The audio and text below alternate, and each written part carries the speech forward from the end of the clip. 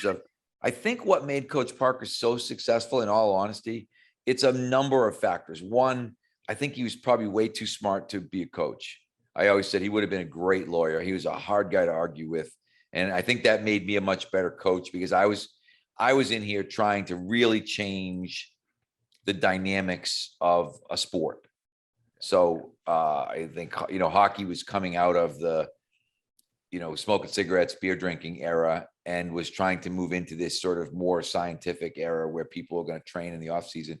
And one of the great things, what made Coach Parker really good was his ability to adapt. I think people who probably knew the 1970, 2 or 4 national championship, Jack Parker, would not have recognized him in a staff meeting or in a team meeting when we won the national championship in 2009.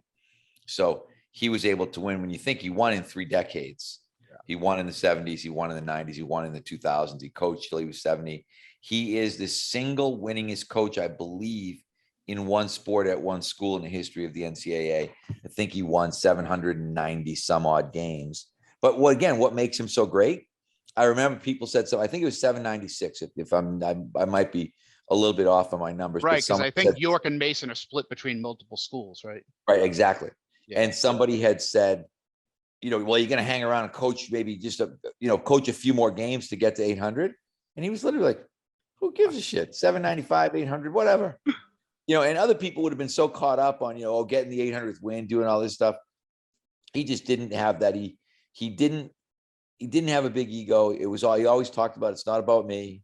He always used to talk about hockey. He said, hockey's not about the coaches, he said. And he would kind of dump on football and basketball. He's like, football and basketball, that's all about the coaches. He said, hockey's not about the coaches. Hockey's about the players. And he was just brilliant. And he was the guy, I think the thing, and Coach Parker is an underappreciated guy. I think because he deliberately wanted to be an unappreciated guy. I think he intentionally, I always used to say to people, and I'll try to not swear too much in this podcast, but that's all right. I think some people, Coach Parker would like some people to think he's an asshole because that would mean those people were going to leave him alone and he wouldn't have to worry about him. And I think that was a big part of his MO, because the one thing that made Jack Parker unique in my experience was that he was the greatest crisis manager I've ever been around, because he was there. When we had 3 real crises during the time that I was there, in terms of Travis Roy broke his neck, which was one of the worst days of my life, in all honesty, of going through that process and realizing that, okay, one of our players was paralyzed. That's, thank God, it's only happened in 40 years. I've only known 2 players that it's happened to. And when Dennis Lang got hurt, it was the same thing, even though it wasn't really kind of on my watch, I guess, at that point in time. But it's on your hat. Yeah. Oh yeah. Terrible. I mean, our goalie, JP McGursey, actually got hit by a car a couple of years later and had a really traumatic brain injury, and he had difficulty regaining his ability to talk and walk and all that stuff. And then we lost Mark Bavis on 9/11. And in every one of those crisis situations, Coach Parker kind of showed his true colors. He was the guy who really pulled everything together. And I think that was the stuff that I appreciated most about him, that the people who don't know him probably have no understanding of. And I think he went out to eat with Travis once a week for, let's say it was 1996.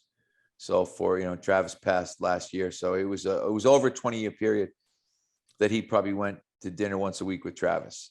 And the difference with him, he didn't care if one person knew that. And he probably didn't want one person to know it, to be perfectly honest. He was better.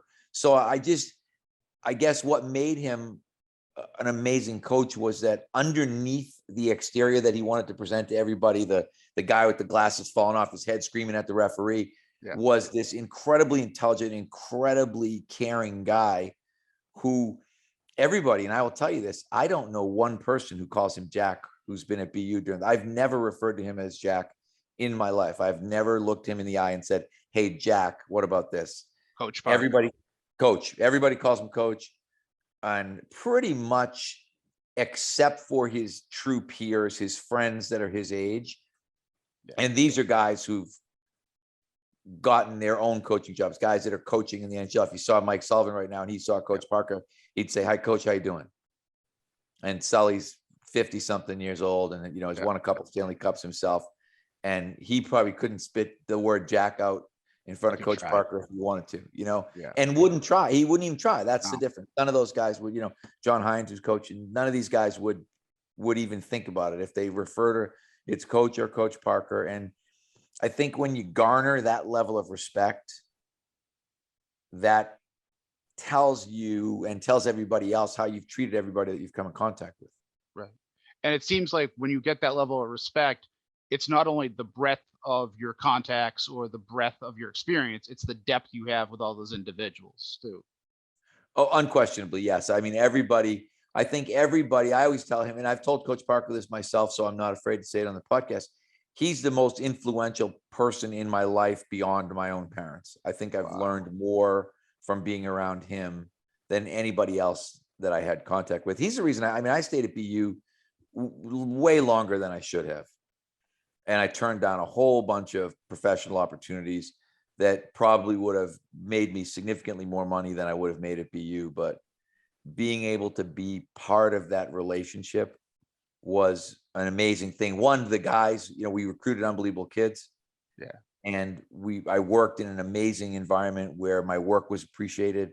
And I think these are all the things that people don't understand about jobs. But what makes a job great is working in an environment where people appreciate you and let you do your job. I mean, we were able to revolutionize how people train for hockey because Coach Parker let me do it. I mean, he let me do things that I don't think at other schools people would have let it happen. I think people would have stopped me at certain times and said, no, you can't do that. And we had one conversation all the time. Mike, will this help us win more games?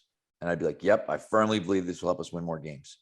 And he was like, okay, question answered. Well, let's do, you know, whatever it was, you know, lifting, running, buying equipment, you know, we were at the forefront, particularly during the 90s. And I think I'm trying to remember. Yeah, during the 90s, from like 90 to 2000, I think we went to the Final Four 9 times in the 10-year period. If I was to go back and look it up, I'm pretty sure. And I think we played in 3 final games and won 1 championship during that time. So we really were the dominant program of that decade. As much as it pains me as a BC grad to admit that, that's 100% true. Yeah, I think honestly, and that's what truly it made BC better when Coach York got there. Yeah, that was one of the things, and they were the dominant team of the 2000s. Yeah, and probably had a very, very similar run. I think they actually won 3 championships during that time. But I firmly believe that so much of that was rooted in that rivalry and the fact that, okay, you know, we're not going to spend 20 years being second to BU.